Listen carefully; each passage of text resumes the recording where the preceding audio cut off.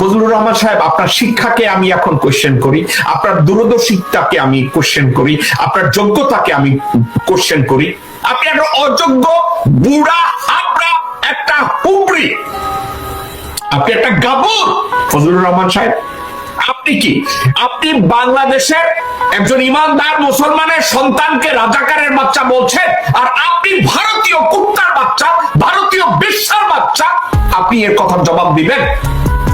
আমি যদি ফজলুর রহমান সাহেবকে বলি, আপনারা সবাই বাল পাক না, কিন্তু হাসিনা আপনাদের সামনে কি করে 16 বছর ক্ষমতায় থাকলো? ফজলুর রহমান সাহেবের রাজনীতি করতে করতে ল্যাঙ্গুয়েজ চেঞ্জ হয়ে গেছে। ফজলুর রহমান সাহেবের রাজনীতি করতে করতে তার পিউবিক হেয়ার পর্যন্ত সে কাটে নাই। হাসিনা পিছনে কি আপনি ফিসফিস করে পরামর্শ দিচ্ছেন, যার জন্য হাসিনা 16 বছর ক্ষমতায় ছিল?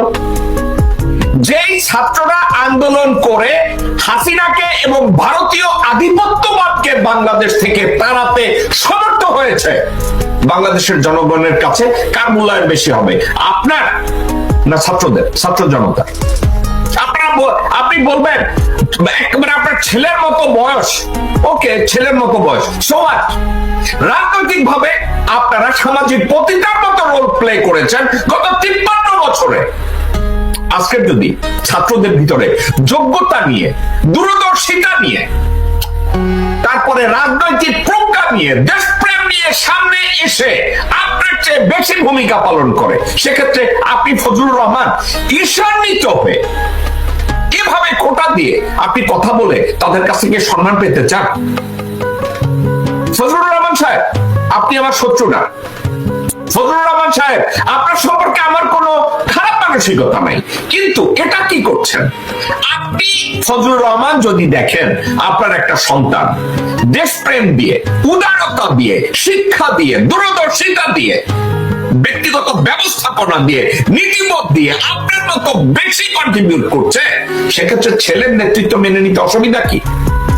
আপনি ওখানে বসে এমন একটা ভাব করেন যে আপনি বাংলাদেশের রাজনৈতিক সক্রেটিস নাকি অ্যারিস্টটল, যা আপনার চেয়ে ভালো কেউ জানে না। এসব আকলামি কোথায় পাইছেন আপনি?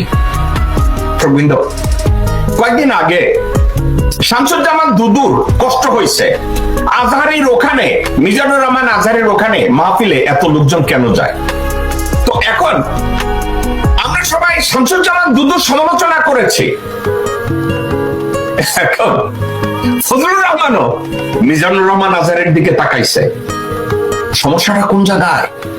এক জায়গায়, ওর ওখানে সারা রাত্রে বসে লোকজন ইসলামের কথা শুনে, রাজনীতির কথা শুনে, আলাপ আলোচনা শুনে বায়াত নেয়।